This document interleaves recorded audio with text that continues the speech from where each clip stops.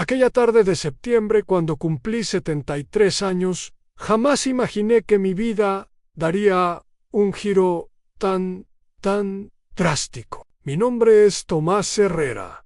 Nací en Aguascalientes, en un barrio humilde, donde las casas de adobe se alineaban como soldados cansados. Trabajé 50 años en la construcción, empezando desde lo más bajo, paleando mezcla bajo el sol inclemente, aprendiendo el oficio con las manos llenas de cemento.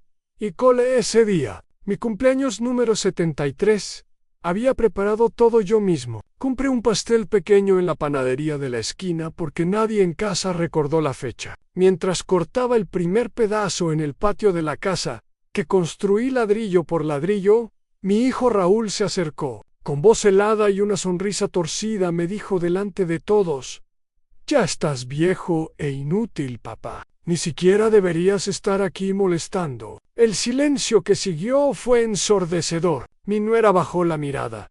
Mis nietos se escabulleron hacia adentro.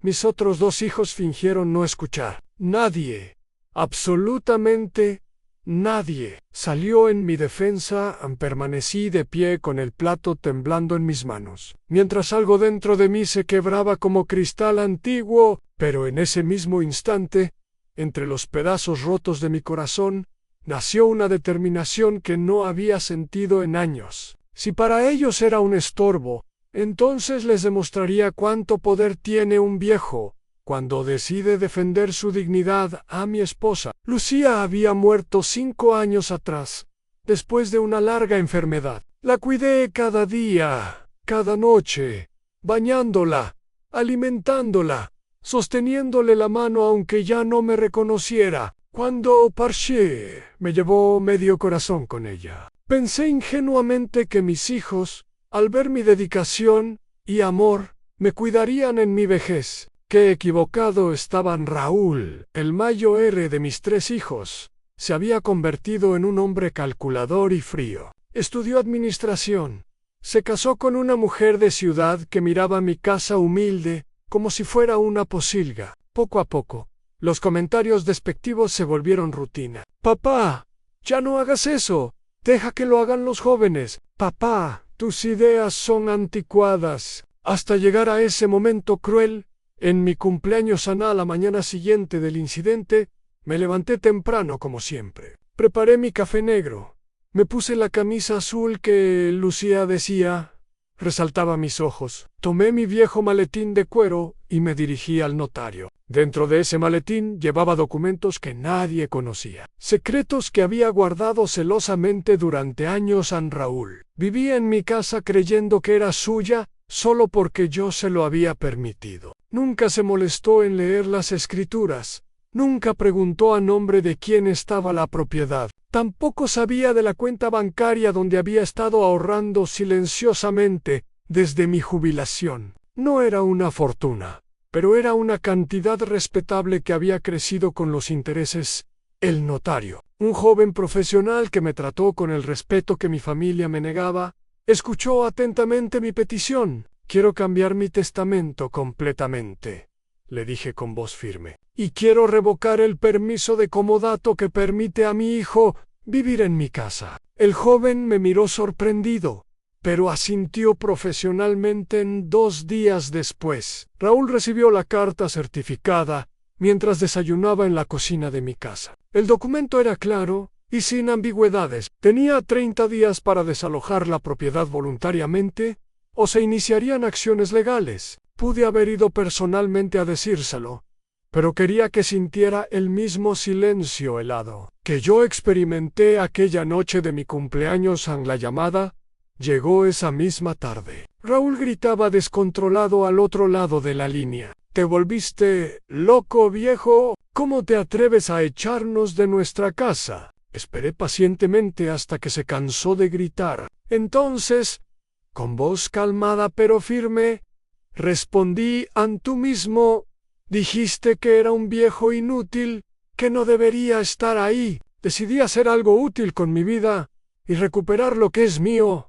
Al día siguiente, apareció en mi puerta, solo, sin su altanera esposa ni sus hijos. Por primera vez en años, tocó antes de entrar. Sus ojos mostraban miedo, no el orgullo al que estaba acostumbrado. Se sentó frente a mí y comenzó con las excusas de siempre. Había bebido, estaba estresado, fue una broma mal interpretada. Lo escuché sin interrumpir, pero cada palabra confirmaba mi decisión. El respeto no se mendiga, se gana y se mantiene con acciones, no con disculpas vacías.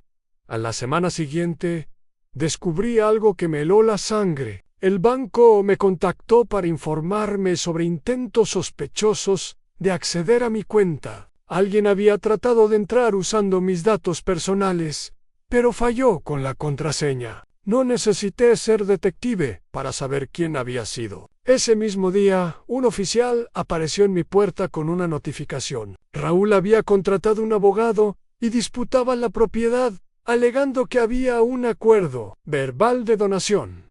A mi respuesta fue contundente. Contraté al mejor abogado que pude pagar y presentamos una denuncia formal por intento de fraude, suplantación de identidad y falsificación de documentos. Durante la investigación, descubrimos algo aún más perturbador.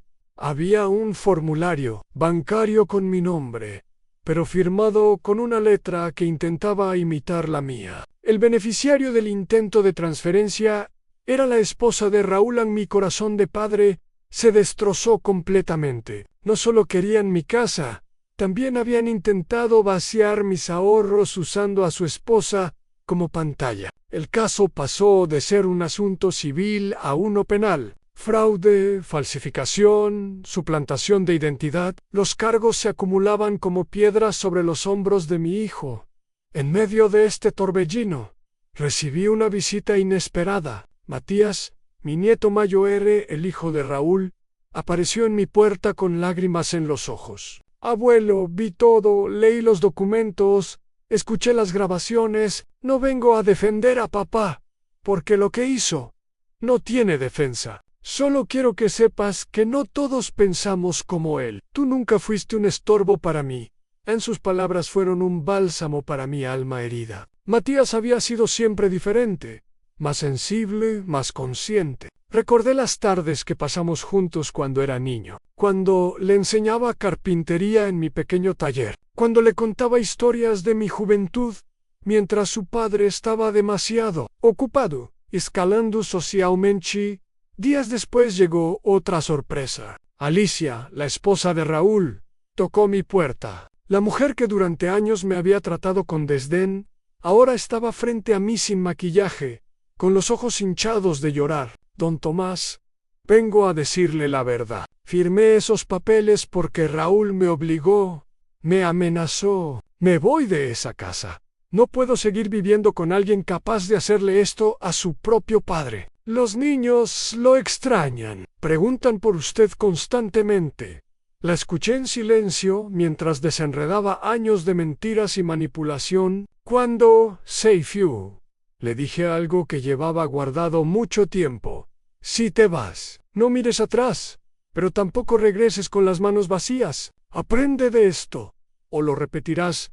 El proceso judicial avanzó inexorablemente. Para intentar salvarse, Raúl presentó una contrademanda alegando que yo estaba senil, que no tenía capacidad mental para tomar decisiones legales. Fue el golpe más bajo de todos. Tuve que someterme a evaluaciones psiquiátricas y psicológicas que, por supuesto, confirmaron mi perfecta lucidez mental. La audiencia final fue pública. El salón estaba lleno de vecinos, conocidos, incluso periodistas locales. Raúl llegó solo, con traje pero con la mirada perdida. Cuando el juez le dio la palabra, por primera vez, admitió su culpa. Me dejé llevar por la soberbia y la avaricia. Perdí lo más valioso, a mi padre. Pero las palabras tardías no podían deshacer el daño. Juez dictaminó medidas cautelares contra Raúl. No podía acercarse a mí ni a mi propiedad.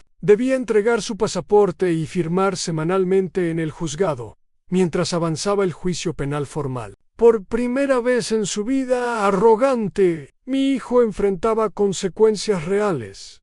Esa misma semana tomé la decisión más difícil, pero necesaria de mi vida. Fui nuevamente al notario y cambié mi testamento completamente. Dejé todo, absolutamente todo, a Matías, mi casa, mis ahorros, mis pocas pertenencias de valor, no a quien llevaba mi apellido por sangre, sino a quien llevó mi nombre con respeto y amor verdadero.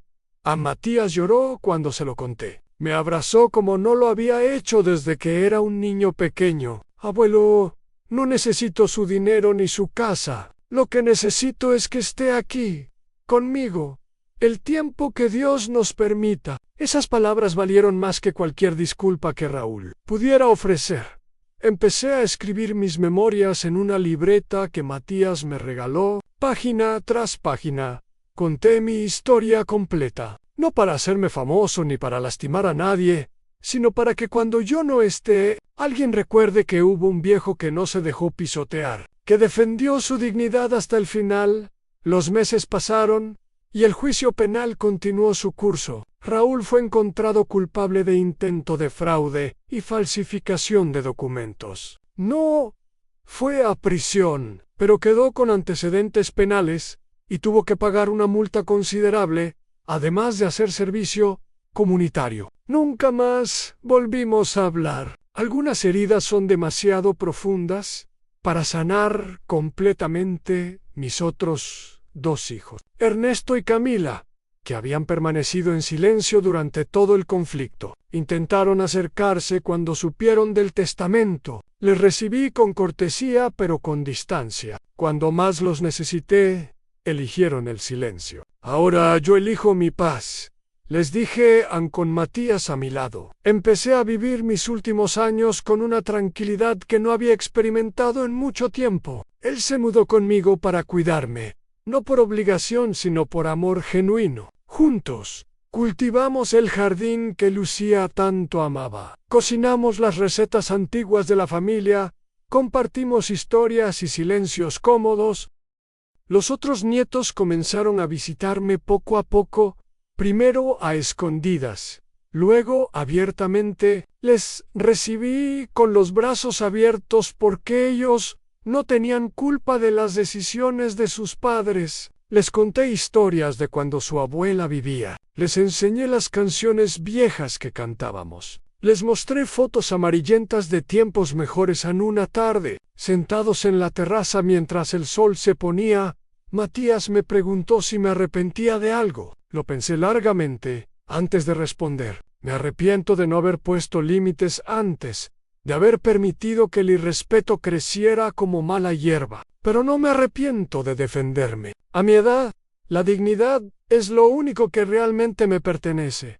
A mi historia se difundió por el pueblo y luego por la región. Recibí cartas de otros ancianos en situaciones similares, algunos pidiendo consejo, otros simplemente agradeciendo por darles valor para hablar. Me convertí, sin buscarlo, en un símbolo de que nunca es tarde para exigir respeto un día. Caminando por la plaza, me encontré con el espejo de mi juventud, en un anciano, sentado solo en una banca. Me senté a su lado y comenzamos a hablar. Me contó que su hija lo había sacado de su casa, que vivía en un cuarto rentado con su pensión miserable. Le conté mi historia completa y al final le dije: hermano, mientras respires, puedes pelear, no por venganza, sino por justicia, no por orgullo, sino por dignidad. Organicé reuniones informales con otros adultos mayores del pueblo. Compartíamos experiencias, información legal, apoyo emocional. Lo que empezó como encuentros casuales se convirtió en un grupo de apoyo formal. Conseguimos asesoría legal gratuita para quienes la necesitaban. Creamos una red de vigilancia mutua. La casa que construí con mis manos sigue en pie, fuerte como siempre. Ahora es verdaderamente un hogar, lleno de risas de nietos que me visitan libremente, de amigos que vienen a tomar café, de vida real, no de apariencias vacías. Matías instaló pasamanos en las escaleras, adaptó el baño para mi seguridad, plantó flores nuevas en el jardín. A veces En las noches silenciosas, hablo con Lucía, le cuento todo lo que pasó, le pido perdón por no haber sido más fuerte antes. Le agradezco por el nieto maravilloso que me dejó. Siento su presencia en la brisa nocturna, en el aroma del jazmín que ella plantó, en la paz que finalmente encontré en mi salud. No es la de antes. Los años cobran su precio inevitablemente, pero mi espíritu está más fuerte que nunca. Cada mañana me levanto con propósito, cada día lo vivo completamente. No espero reconciliación con Raúl. Algunos puentes quemados deben permanecer así, pero tampoco cargo rencor. Ese peso es demasiado pesado para mis años. Escribo estas últimas líneas con mano temblorosa, pero corazón firme. Si alguien lee esta historia, si algún abuelo o abuela se encuentra en situación similar, quiero que sepan esto. El amor no significa aceptar humillación. La familia no es excusa para el abuso. La edad no disminuye nuestro valor como seres humanos. Defiendan su dignidad, aunque les llamen tercos. Exijan respeto, aunque les digan dramáticos. Pongan límites aunque los acusen de dividir la familia. Porque al final del día, cuando llegue nuestro momento de partir, lo único que nos llevaremos es la satisfacción de haber vivido y muerto con la frente en alto. Mi nombre es Tomás Herrera. Tengo 76 años ahora. Construí casas toda mi vida, pero la construcción más importante fue reconstruir mi dignidad. No me arrepiento de nada. Viví, amé, sufrí y vencí. Y cuando llegue mi hora, partiré sabiendo que no fui un viejo inútil. Fui un hombre que se negó a ser pisoteado. Esta es mi historia, mi verdad, mi legado, no en propiedades ni dinero, sino en el ejemplo de que nunca, absolutamente nunca, es demasiado tarde para defender lo que es justo. Que Dios bendiga a los valientes de cualquier edad que se atreven a decir basta, y que perdone a quienes olvidan que los viejos de hoy fueron los que construyeron el mundo que ahora disfrutan.